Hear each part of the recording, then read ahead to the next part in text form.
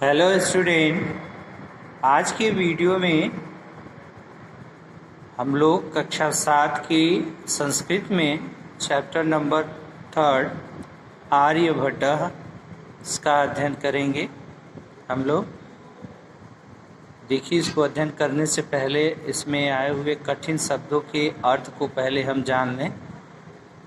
Word meaning जानना अति आवश्यक है, बिना उसके जो है इसका अर्थ हम लोग समझ नहीं पाएंगे। तो पहले हम जानते हैं प्राचीन काले। प्राचीन काले का अर्थ जो है प्राचीन समय में, और प्रभृतय का अर्थ जो है प्रभृत इत्यादि। अभवन हुए, तेषु उनमें से। उपलभ्यते का अर्थ है उपलब्ध है। सृष्टि निर्माणम यानी सृष्टि का निर्माण। यावत तक। स्वीय केंद्रों पर यानी स्वयं के केंद्र पर यानी अपनी धुरी पर। इसका अर्थ है अपनी धुरी पर। परिभ्रमत घूमती है। ग्रहाः का नक्षत्र ग्रह नक्षत्र है। अर्थ इसका तारका तारे। परिभ्रमन्तः का अर्थ है घूमते हुए से। दृश्यन्ते यानी दृष्टिगत होते हैं। अस्मिन् पुस्तके यानी इस पुस्तक में। गणना का। प्रथमतया सबसे पहले। प्राच्य ऋषि परंपरा। तो प्राच्य ऋषि परंपराया का अर्थ जो है प्राचीन ऋषि परंपरा से है। अविस्मरणीयम का अर्थ है नहीं भुलाने योग्य। अविस्मरणीयम का अर्थ है भुलाने योग्य नहीं। आइए हम इस अध्याय को पढ़ते हैं। देखिए, आर्यभट्ट के बारे में। महान वैज्ञानिक थे जो इन्होंने गणना करके उस समय बताई थी। वो आजकल करोड़ों रुपए की लागत से बने हुए दूरबीन से देखने के बाद भी हमें वही गति तारों की और नक्षत्रों की वही गति ठीक पहुंचती है। आइए पढ़ते हैं। प्राचीन काले विज्ञान क्षेत्रे अस्माकं देशस्य स्थानं श्रेष्ठमासीत्। ये प्राचीन काले यानी प्राचीन समय में, विज्ञान के क्षेत्र में, अस्माकं देशस्य हमारे देश का जो है स्थानम श्रेष्ठमासीत् स्थान जो है वो श्रेष्ठ था। यानी प्राचीन समय में विज्ञान के क्षेत्र में भी हमारा देश जो है वह श्रेष्ठ था, इसका स्थान श्रेष्ठ था। अत्र गौतम कर्ण, यहाँ गौतम कर्ण लीलावती कणाद प्रभृतयः महान्तः वैज्ञानिका अभवन्। इन प्रभृतयः का यानी इत्यादि महान वैज्ञानिक हुए। यानी यहाँ अत्र यहाँ गौतम कर्ण लीलावती कणाद इत्यादि महान वैज्ञानिक अभवन्। इत्यादि महान वैज्ञानिक हुए। तेषु एव आर्यभट्टः अपि एकः महान वैज्ञानिक अभवत्। तेषु यानी उनमें आर्यभट्ट भी एक महान वैज्ञानिक अभवत्। एक महान वैज्ञानिक हुए आर्यभट्ट। सः नालंदा विश्वविद्यालयस्य कुलपतिः प्रख्यात खगोल शास्त्री च आसीत्। वह नालंदा विश्वविद्यालय के कुलपति और प्रख्यात खगोल शास्त्री थे। वह नालंदा विश्वविद्यालय के कुलपति और प्रख्यात यानी प्रसिद्ध खगोल शास्त्री थे। सः स्वीय आविष्कारेण संपूर्णमप संसारं चकितं कृतवान्।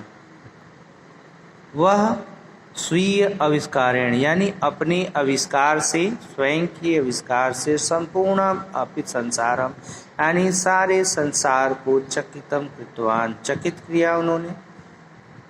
वह अपने आविष्कार से पूरे संसार को जो है वो चकित कर देते थे, आश्चर्य में डाल देते थे। अस्य वैज्ञानिकस्य जीवन विषये अत्यंतम सीमितम ज्ञानम उपलभ्यते। इस वैज्ञानिक के जीवन के विषय में अत्यंत बहुत ही सीमित ज्ञान उपलब्ध है। जैसे वैज्ञानिक के जीवन के बारे में बहुत कम ही जानकारी है, उपलब्ध है। अस्य प्रसिद्ध पुस्तकम आर्यभट्टीयम इतिहासिक, इनकी प्रसिद्ध पुस्तक जो है आर्यभट्टीय थी। आर्यभट्टः एव सर्वप्रथमम् इदम सिद्धम कृतवान। आर्यभट्ट ही जो थे, जो सर्वप्रथम, जिसने सबसे पहले इदम सिद्धम कृतवान, यह सिद्ध किया कि यद सृष्टि निर्माणम एका प्रक्रियायस्त या अनादि अनंत कालम यावत प्रचलत। उन्होंने यह सिद्ध किया कि यह सृष्टि एक निर्माण की प्रक्रिया है या अनादि या अनंत काल से चली आ रही है। ये प्रचलित है यानी परंपरा है, चली आ रही है। उन्होंने सर्वप्रथम सबसे पहले ये सिद्ध किया कि ये जो सृष्टि निर्माण की प्रक्रिया है, ये एक प्रक्रिया है या अनादिकाल से चली आ रही है। सह इदमपि सिद्धम कृतवान, उन्होंने इसको यह सिद्ध किया यत पृथ्वी स्वीय केंद्रों परिभ्रमत, यह पृथ्वी स्वयं की केंद्र पर यानी अपनी धुरी पर जो है घूमती है। ग्रहाः तारकाः च अंतरिक्षे स्थिरासन, ग्रह और तारे तो अंतरिक्ष में अपने स्थान पर स्थिर हैं। उन्होंने यह भी सिद्ध किया कि यह पृथ्वी जो है अपने केंद्र पर परिभ्रमण का मतलब घूमती है। ग्रह तारे च अंतरिक्षे स्थिरासन, और ग्रह जो तारे हैं वह अंतरिक्ष में स्थिर हैं। पृथिव्याः दैनिक परिभ्रमण कारणात् ग्रहाः तारकाः परिभ्रमन्तः दृश्यन्ते, और दैनिक परिभ्रमण कारणात् यानी प्रतिदिन यह घूमने के कारण, दैनिक परिभ्रमण कारणात् यानी हमेशा ये घूमने के कारण ही ग्रह तारकाः तारे परिभ्रमन्तः दृश्यते यानी घूमते हुए नजर आते हैं। परिभ्रमण यानी परिक्रमा करते हुए दृष्टिगत होते हैं यानी दिखाई देते हैं। यानी पृथ्वी के घूमने के कारण ही ग्रह और तारे घूमते हुए नजर आते हैं। आर्यभट्टस्य द्वितीय पुस्तकम सूर्य सिद्धांत अपि आसीत्। आर्यभट्ट की द्वितीय पुस्तक जो थी वह सूर्य सिद्धांत ही थी, यानी आर्यभट्ट की द्वितीय पुस्तक सूर्य सिद्धांत भी थी। अस्मिन् पुस्तके दिवारात्र्योः गणनायाः क्रमः निर्दिष्ट आसीत्। ये अस्मिन् पुस्तके, इस पुस्तक में दिवारात्र्यो यानी दिन और रात की गणना का क्रमः निर्दिष्ट आसीत् यानी इस पुस्तक में दिन रात की गणना का क्रम जो है निर्दिष्ट था, यानी दिन रात के होने के गणना का क्रम जो है इस पर निर्दिष्ट था, अंकित था।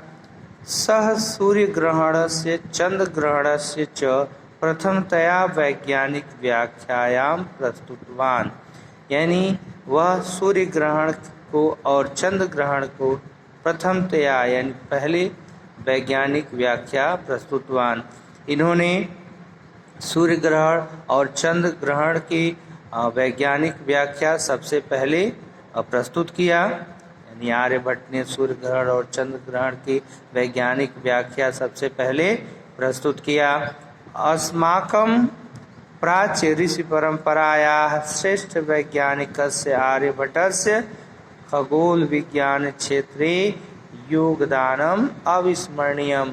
अस्माकं प्राच्य ऋषि परंपराया यानी हमारे पुरानी ऋषि परंपरा के श्रेष्ठ वैज्ञानिक के आर्यभट्ट से आर्यभट्ट की खगोल विज्ञान के क्षेत्र में योगदानम यानी जो उनका योगदान है अविस्मरणीयम व अविस्मरणीय है।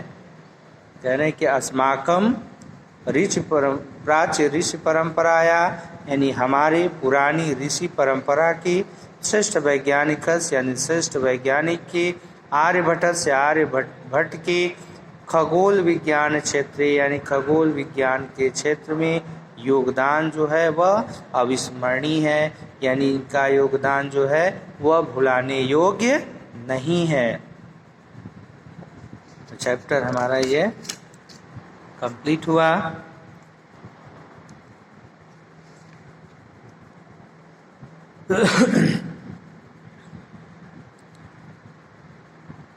देखिए प्रश्न नंबर 1, ये अभ्यास में कुछ प्रश्न दिए हुए हैं, उनकी चर्चा कर लें। कुछ हम प्रश्नानाम उत्तराणि लिखत, इसमें प्रश्नों के उत्तर लिखना है। तो चूँकि प्रश्न जो है संस्कृत में हैं तो इनके आंसर भी हमको संस्कृत में ही लिखने हैं, उत्तर भी हमको संस्कृत में लिखना है। पहला प्रश्न है प्राचीन कालस्य पंच वैज्ञानिका नामानि लिखत। तो नाम लिखना है, प्राचीन समय के 5 वैज्ञानिकों के नाम लिखना है।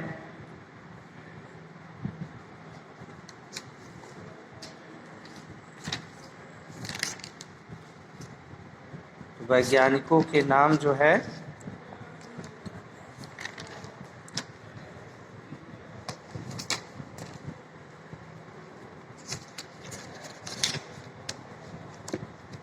आपकी बुक में यहाँ स्पष्ट दिया हुआ है वैज्ञानिकों के नाम। तो हम लिख देंगे प्राचीन काले गौतम, कर्ण, लीलावती, कणाद, आर्यभट्ट प्रभृतयः महानतम वैज्ञानिका अभवन्, यानी ये महान वैज्ञानिक हुए। और दूसरा प्रश्न इसमें है, दूसरा प्रश्न जो है आर्यभट्टीयम इति पुस्तकस्य लेखकः कः। भाई आर्यभट्टीयम इस पुस्तक के लेखक कौन थे? तो आर्यभट्टीयम पुस्तक के लेखक जो है आर्यभट्ट थे, तो हम लिख देंगे आर्यभट्टीयम इति पुस्तकस्य लेखकः आर्यभट्टः। ग है सृष्टि निर्माणस्य कः सिद्धान्तः। तो सृष्टि निर्माणम एका प्रक्रिया अस्ति या अनादिकालात् अनंत कालम यावत् प्रचलित। उसके बाद प्रश्न है आर्यभट्टस्य द्वितीय पुस्तकस्य नाम किम। तो आर्यभट्टस्य द्वितीय पुस्तकस्य नाम सूर्य सिद्धान्तः अस्ति। आर्यभट्ट की द्वितीय पुस्तक का नाम जो है वह सूर्य सिद्धांत। अगला प्रश्न है सूर्य सिद्धांत पुस्तके सह किंग प्रतिपादितवान। सूर्य सिद्धांत की पुस्तक के प्रतिपादक कौन थे?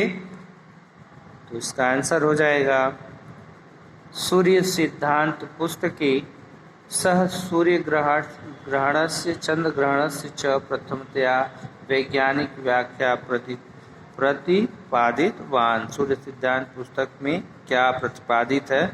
सह किंग, उसमें क्या प्रतिपादित है? तो उसमें जो है सूर्य सिद्धांत पुस्तक के सह सूर्य ग्रहण से और चंद्र ग्रहण से प्रथमतया वैज्ञानिक व्याख्या प्रतिपादितवान। ओके, सो स्टूडेंट आज के वीडियो में बस इतना ही, और नेक्स्ट वीडियो में हम आगे के भाग को लेकर के फिर उपस्थित होंगे। तो सो स्टूडेंट तब तक के लिए टेक केयर, बाय बाय।